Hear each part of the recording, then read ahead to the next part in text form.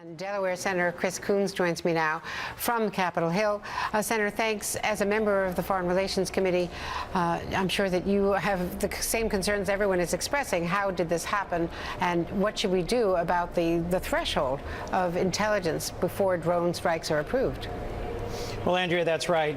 First, I just want to convey my condolences, my heartfelt condolences to the Weinstein family and to those who've lost loved ones in this incident back in January that we've only just learned about today. I have not been briefed on this yet as a member of the Senate Foreign Relations Committee and would expect a full briefing from the administration. I'm pleased the President came forward and is taking full responsibility and is saying there will be a thorough review.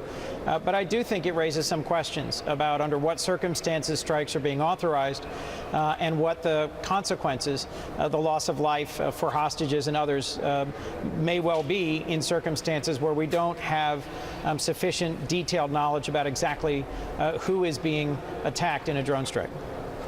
And, of course, the Weinstein family, as previous hostage families have done, are raising the question that Warren Weinstein himself raised in his last video and his last message, his handwritten note, complaining that President Obama was not doing enough and that someone should help or press the media. In fact, he asked to press the president to try to negotiate for his release. Well, I had the opportunity several years ago to meet another USAID worker who was being held captive in Cuba, in a Cuban prison, and to meet with his family and to meet with his extended family, some in Delaware, some here in Washington. And I'll tell you that in that instance, he too was very frustrated, very concerned about the long time period, the number of years that he spent in captivity in a Cuban prison. Ultimately, he was successfully released, and he was quite grateful for the work that the Obama administration undertook and that Senator Leahy in particular undertook to secure his release. This is a very different outcome here in Pakistan. And as I said, my heart goes out to the Weinstein family. And my concern is that this raises some real questions about how we're conducting drone strikes.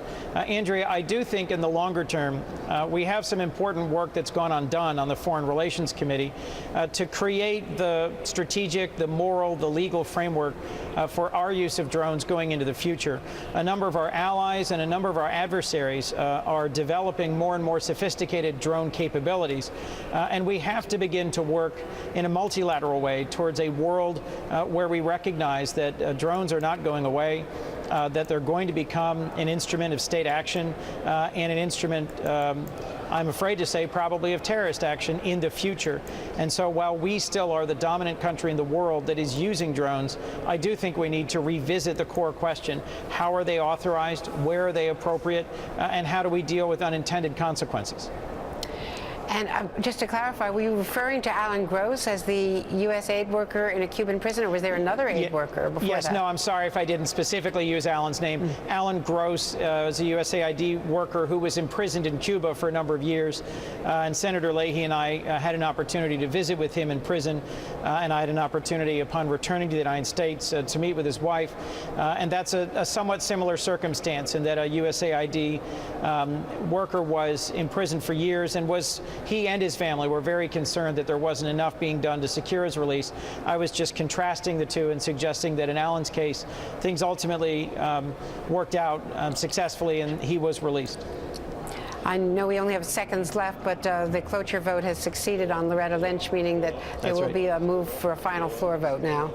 You had more Republicans joining on cloture than you might have on final passage. You think she'll be confirmed?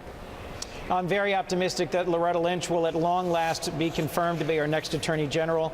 I was encouraged by a number of Republicans who joined the cloture vote, and I am hopeful that they will stay with this and recognize that the confirmation of this very capable nominee is in the best interest of America. Thanks so much, Senator. Thanks for being with us, and more ahead right here on Andrea Mitchell Reports. We'll be right back.